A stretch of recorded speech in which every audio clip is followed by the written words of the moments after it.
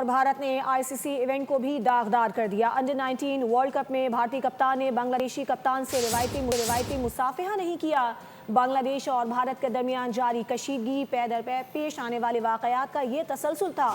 مستفیض الرحمان کو IPL سے اخراج سے شروع ہونے والا تنازع ہر گزرتے دن کے ساتھ تلخی میں مزید اضافے کا باعث بنا۔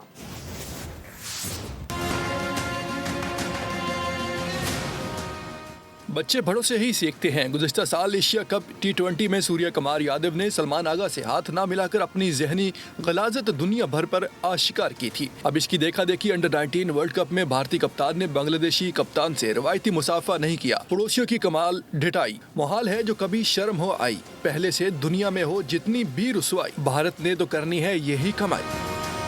بھارت بنگلہ دیش کرکٹ تنازع کی ابتدا فاسٹ بالر مستفیض الرحمان کے IPL سے اخراج سے ہوئی تھی۔ اس کے بعد بھارتی فرمائشی پروگرام بھی جاری کیا گیا تھا۔ اگلے ماہ ہونے والے T20 ورلڈ کپ کے لیے بنگلہ دیشی ٹیم میں مستفیض الرحمان کی عدم شمولیت ٹیم کی جرسی پر غیر اعلانیہ پابندی سمیت طویل فہرست تھی۔ بھارت کی جانب سے اس صریح ناانصافی کے بعد بنگلہ دیش نے بھی جوابی رد عمل دیا۔ T20 ورلڈ کپ میچز کے لیے بھارت جانے سے انکار کے ساتھ میگا ایونٹ کے میچز کے سری لنکا یا کسی دوسرے ملک منتقلی کا BCB نے ICC سے مطالبہ کیا تھا۔ اس معاملے پر بھارتی ہوشیاری اور ICC کی بھرپور تیاری کے باوجود ڈیڈ لاک برقرار ہے۔